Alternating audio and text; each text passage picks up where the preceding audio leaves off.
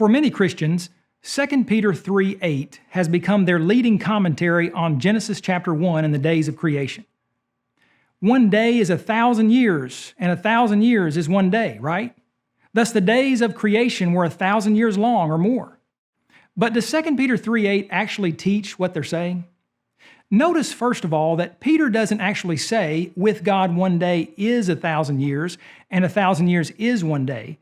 The apostle actually wrote, "Beloved, do not forget this one thing, that with the Lord one day is as 1,000 years, and 1,000 years as one day."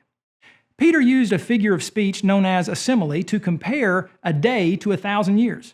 It's not that one day is precisely equivalent to 1,000 years or vice versa. Rather, within the specific context of 2 Peter 3, one could say that they share a likeness. In 2 Peter 3, the apostle reminded Christians that scoffers would arise in the last days, saying, "Where is the promise of his, Jesus, coming?" In verse 7, Peter declared, "The heavens and the earth are reserved for fire until the day of judgment and perdition of ungodly men." Regardless of what the scoffers alleged about the second coming, Peter wanted the church to know that the Lord is not slack concerning his promise, as some count slackness, but is long-suffering toward us, not willing that any should perish, but that all should come to repentance.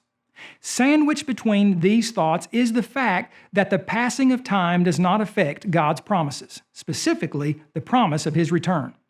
If Jesus promised to return 1,000 or 2,000 years ago, it's as good as if he made the promise 1 or 2 days ago. Indeed, with the Lord, one day is as 1,000 years, and 1,000 years as one day. With men, the passing of long periods of time generally affects their keeping of promises, but not with God. Time has no bearing on whether he will do what he said he would do. 1,000 years are like a day.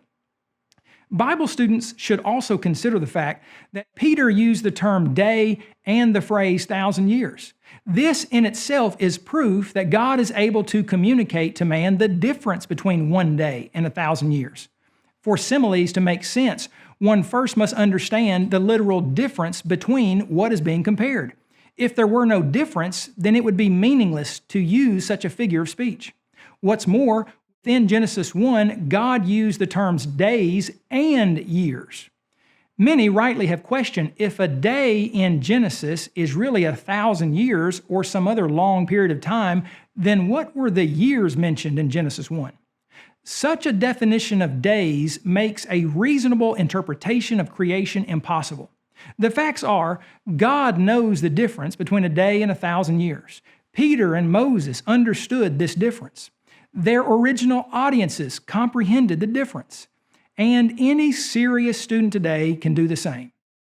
Finally, even if 2 Peter 3:8 could be tied to the length of the creation days, which logically and biblically it can't, but even if it could, adding 6,000 years to the age of the earth would in no way appease evolutionary sympathizers. A person could add 600,000 years or even 600 million years and still not come close to the alleged age of the earth or the universe. According to evolutionary calculations, one would still be 13 plus billion years away from the Big Bang and 4 billion years this side of the formation of Earth. Truly, even an abuse of 2 Peter 3:8 will not help day-age theorists.